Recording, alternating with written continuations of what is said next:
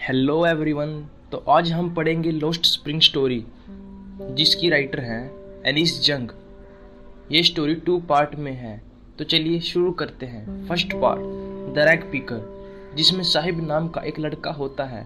वो एक rag picker होता है।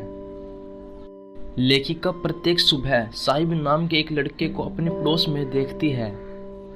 वह लड़का कूड़े के ढेर में कुछ सिक्कों या कुछ अन्य चीजों की तलाश करता रहता है। साहिब बहुत समय पहले अपने ढाका के घर को छोड़ आया था। उसके घर हरे भरे खेतों के बीच में स्थित थे, परंतु वहां बहुत ज्यादा तूफान आते थे। उन लोगों के खेत तथा घर बह जाया करते थे, इसलिए उन्होंने भोजन की तलाश में अपना देश छोड़ दिया और दिल्ली जैसी बड़ी नगरी में आ गए। लेखिका साहिब को कूड़े के ढेर की जांच करते हुए देखती है और पूछती है कि तुम ऐसा क्यों करते हो। साहिब कहता है, मेरे पास और कुछ करने के लिए नहीं है, और नजरें दूसरी तरफ कर लेता है। लेखिका दयापूर्ण ढंग से कहती है, स्कूल जाया करो। साहिब कहता है, मेरे पड़ोस में कोई स्कूल नहीं है, अगर कोई बनवा देगा तो मैं जरूर जाऊंगा। लेखिका आधे हंसे भाव में कहती है, अगर मैं स्कूल बनवा दूं तो क्या तुम आओगे? चौड़ी मुस्कुराहट बिखराते हुए साहिब हाँ कहता है। कुछ दिनों के बाद साहिब लेखिका को देखता है और उसके पास जाता है और पूछता है, क्या आपका स्कूल तैयार हो गया है? लेखिका कहती है, एक स्कूल बनने में बहुत समय लगता है। वह यह सोचकर लज्जित महसूस करती है कि उसने ऐसा वादा कर दिया था जो कि वह कभी पूरा नहीं कर सकती थी। उसे जान लेने के बाद वह उससे उसका नाम पूछती है। वह अपना नाम बताता है। वह कहता है कि साहिब आलम। वह नहीं जानता कि इसका अर्थ क्या है। इसका अर्थ है संसार का स्वामी। इस बात का ज्ञान न होते हुए कि उसके नाम का क्या अर्थ है, वह अपने मित्रों के साथ गलियों में भटकता फिरता है। वे सभी नंगे पांव वाले लड़के जो सुबह पक्षियों की तरह प्रकट होते हैं और दोपहर को गायब हो जाते हैं। कुछ महीने बीतने के साथ लेखिका उसमें से प्रत्येक को पहचानने लग जाती है। इन कबाड़ बिनने वालों के बारे में ज्यादा जानने के लिए वह सैमीपुरा जाती है, जो दिल्ली के बाहरी क्षेत्र में स्थित एक जगह है। वे लोग जो यहाँ रहते हैं 1971 में बांग्लादेश से आए थे। साहिब का परिवार इनमें से एक है। सीमापुरी उस समय एक वीरान हुआ करता था, किंतु अब यहाँ 10,000 कबाड़ बीनने वालों के घर हैं। वे मिट्टी के बने घरों में रहते हैं, जिनकी छतें टीन और तिरपाल की बनी हुई हैं। उनके पास मल प्रवाह, नालियां या नल के पानी की सुविधा नहीं है।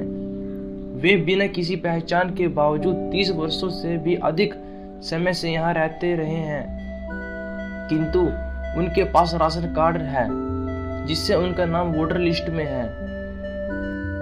राशन कार्ड उन्हें अनाज खरीदने के काबिल भी बना देता है। भोजन एक पहचान से कहीं ज्यादा महत्वपूर्ण है। लेखिका स्त्रियों के एक समूह को फटी पुरानी साड़ियों में देखती है।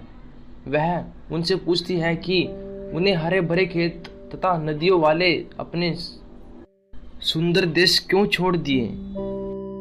स्त्रियां कहती हैं, यदि हम अपने परिवार को पूरा भोजन खिला सकें और पेट में बिना दर्द लिए सो सकें तो हम यहीं रहना पसंद करेंगे, बजाय उन खेतों के जो हमें कोई भी अनाज नहीं देते। जहां भी इन्हें भोजन मिलता है वह वहीं अपने तंबू लगा लेते हैं और उनमें रहना शुरू कर देते हैं। बच्चे इन्हीं तंबू में बड़े होते हैं और आजीविका कमाने के भागीदार बन जाते हैं। सीमापुरी में आजीविका कमाने का अर्थ है रैग पिकर बनना। कूड़ा करकट उनके लिए सोने के समान होता है। यह उनकी रोज की रोटी है। यह उन्हें उनके सिर पर छत देता है, चाहे यह टपकने वाली ही क्यों ना हो। परंतु एक बच्चे के लिए उससे भी ज्यादा है। मुझे कभी कभी 1 रुपया भी मिल जाता है और कभी कभी 10 रुपए का नोट भी, साहिब कहता है और उसकी आंखें चमक उठती हैं। जब किसी बच्चे को कूड़े के ढेर में से एक चांदी का सिक्का मिल जाता है तो वह खोजना बंद नहीं करता, क्योंकि कुछ और मिल जाने की आशा बनी रहती है। बच्चों के लिए कूड़े का अर्थ उनसे भिन्न होता है जो उनके माता पिता के लिए होता है। बच्चों के लिए यह आश्चर्यों से भरा हुआ एक देश है, जबकि बड़ों के लिए यह जीवित रहने का एक साधन है। सर्दियों के मौसम की एक प्रातः को लेखिका साहिब को एक क्लब के गेट के पास खड़ा देखती है। वह ध्यान से सफेद वस्त्रों में सजे उन 2 युवकों को देख रहा था जो टेनिस खेल रहे थे। मुझे यह खेल पसंद है, वह कहता है। मैं तभी अंदर जाता हूँ जब आसपास कोई नहीं होता। गोलकीपर मुझे झूले का इस्तेमाल करने देता है। साहिब भी टेनिस वाले जूते पहने हुए है। यह जूते किसी ने उसे दिए थे। यह किसी अमीर लड़के द्वारा फेंके गए जूते हैं। उनमें से एक जूते में सुराख है, परंतु इससे साहिब को कोई परेशानी नहीं होती।